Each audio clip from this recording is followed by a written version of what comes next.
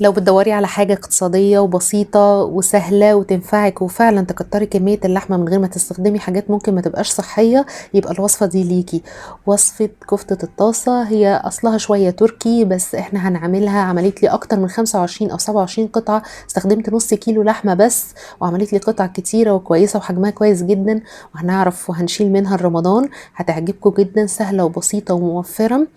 يلا اللي مش مشترك في القناة يشترك فيها ويفعل سر الجرس عشان يوصلكوا كل جديد في ميعاده بإذن الله. طريقتها سهلة وبسيطة وهتعجبكم قوي. يلا نبدأ ونشوف هنعمل ايه.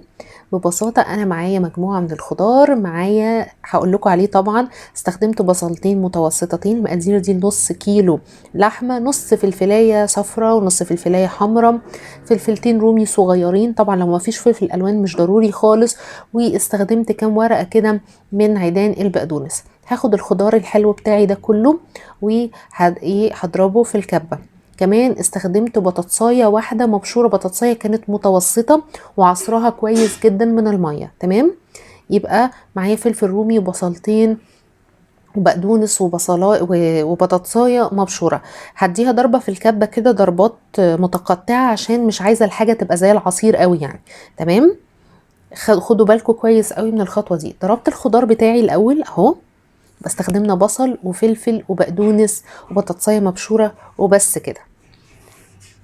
عملنا الخضار بتاعنا، هاخده بقى على مصفى، ولازم شايفين كمية مية طالعة منه قد ايه. لازم لازم لازم اصفيها، ما يبقاش فيها ولا نقطة مية عشان الكفتة ما تفكش. شوفوا بقى كمية الخضار دي هتكتر اللحمة ازاي. تعالوا بقى نشوف هنكمل ازاي. ادي الخضار بتاعي بعد ما صفيته كويس جدا. استخدمت ده بالظبط نص كيلو من اللحمة المفرومة، نص كيلو. ودي معلقة بابريكا لو متاحة، دي كانت بابريكا مدخنة حطيتها عندي تدي لون، بس مش متاحة خلاص. هوريكم اهم التوابل الاساسية في الوصفة دي. بيضة واحدة. يبقى انتوا شايفين بقى المكونات والغذاء. حطيت 3 أو 4 معالق من البقسماط المطحون. انتوا بقى حسب العجينة عندكم. انا حطيت حوالي 4 معالق، يعني ما تتخضوش من كمية البقسماط لان الكمية كبيرة وحاطين فيها خضار كتير. هنتبلها بايه بقى؟ بصل باودر، توم باودر. ما تغيروش التوابل دي لان في الاخر هتديكوا تتبيلة حلوة قوي. بصل وتوم باودر لان دي مختلفة شوية عن الكفتة العادية او كفتة الحاتي او ايا كان. استخدمت بصل باودر وتوم باودر وملح وفلفل ورشة بسيطة لا تذكر، ما تكتروش من الكمون، رشة لا تذكر خالص. ومعلقة من السبع بهارات، معلقة كبيرة. دي كده التوابل بسيطة جدا، ملح وفلفل توم باودر بصل باودر 7 بهارات، رشة بسيطة قوي من الكمون ما تكتروش، وبس كده. وبيضة والبقسماط ومعلقة صغيرة من البيكنج باودر. هكتب لكم طبعا المقادير. ومن اهم المكونات اللي هتديها طعم مختلف وريحة، شايفين دي زبدية بلدي كده بالقشطة بتاعتها بكل حاجة حطيتها، ما تستغنوش عنها. المكونات دي كلها في الاخر هتديكوا توليفة وريحة وطعم، يعني هتتفاجئوا بيه. هنقلب بقى كويس جدا العجينة او الكفتة. نقعد بقى نعجن فيها كتير كتير كتير لحد ما يبقى قوامها متجانس كده، عشان ده سبب اساسي في ان الكفتة تبقى ناجحة وما تفكش. هتقعدي تعجني فيها كويس جدا لحد ما يبقى قوامها كويس وتديكي حاجة كده هتشوفوها دلوقتي، يعني شبه الخيوط. او ممكن تديها لفة كمان سريعة كده في الكبة، لفة بسيطة قوي لو يعني انت ايه زهقانة يعني او عايزة تخلصي وقتك. اهو شايفين ده لازم يبقى قوامها كده عشان تبقى قوامها متجانس وما تفكش على النار. نسيبها تتبل بقى، يعني كل ما سيبوها ساعة 2 قبل ما نشكلها. هشكلها ازاي بقى بعد ما كان عدى وقت؟ انا شكلتها كده بيضاوي زي ما انتوا شايفين، وبعمل بيها خطوط في ايدي او بسكينه مشرشره كده. الفكره كمان بس مش عشان الشكل، انا في الاخر بقى لقيتها احسن من ان انا اعلم بايدي.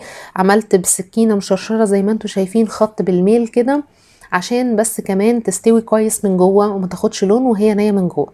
عملت لي الكميه دي كلها، دول حوالي اكتر من 25 قطعه ممكن تعدوهم، من نص كيلو لحمه. سهله بسيطه موفره طعمها حلو قوي. سويت منها وشلت الباقي في الفريزر تطلع تفك، استخدموها بقى يعني هتعجبكم قوي. هنجيب بقى طاسه على النار، مكعب زبده وشويه زيت. هي مش بتتقلي في زيت يعني قلي يعني هو الزبده كترت مني شويه هنا. بس انتوا مكعب زبدة مع شوية زيت وعلى نار تسخن كويس قوي، وبعدين بنهدي الحرارة للوسط عشان زي ما اتفقنا ما تاخدش لون من بره وتبقى لسه نية من جوه. هبدأ اسوي الكفتة بتاعتي وملمسهاش ابدا قبل ما تاخد لون كويس من تحت، لان طبعا كمان اللحمة فيها نسبة دهون فنزلت كمان دهون. الزبادي بيخليها طعمها حلو، بتبقى هشة جدا ومنفوشة كده ولطيفة، ومستخدمين بيضة واحدة على الكمية دي كلها برضو هتخليها متماسكة والقوام بتاعها كويس قوي. شايفين الكفتة شكلها عامل ازاي؟ مش قادرة اقول لكم ريحتها بقى بتبقى جميلة جدا على النار وسهلة وبسيطة، وما استخدمناش فرن ولا استخدمنا اي حاجة. اللون ده كويس جدا اول ما شدت كده من تحت. التحميرة دي كمان لان انا مستخدمة بطاطس مبشورة كده، هي بتبقاش باينة قوي بس بتدي قرشة لطيفة جدا. شايفين بقى جمالها؟ جربوها هتعجبكم جدا. خلاص هنسويها بقى على الجنبين، بتاخد تقريبا يعني دقيقتين كده ودقيقتين كده وبتبقى جاهزة. يعني هي بسيطة وموفرة، ويعني احنا كترنا كمية، شايفين جمالها؟ احنا كترنا كمية اللحمة، ما استخدمناش فول صويا، ما استخدمناش نشويات كتير قوي يعني.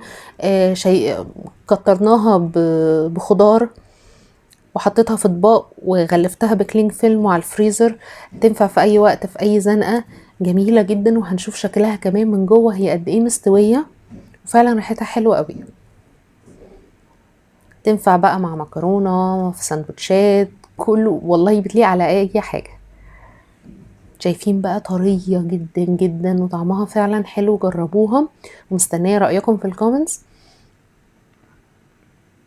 اهم حاجة ان احنا كترنا كمية اللحمة بكمية خضار كتير، هي الفكرة بس ان احنا نشيل منه المية والسوائل. وادي اهي في العيش، يعني هي في العيش حلوة ولوحدها حلوة وفعلا طعمها حلو قوي. جربوها على ضمانتي. يلا مستنية رأيكم في الكومنتس. لو عجبكم الفيديو وصلتوا للحظة دي من الوصفة، ما تنسوش بقى تشتركوا في القناة وتفعلوا زر الجرس وتشيروها ضروري.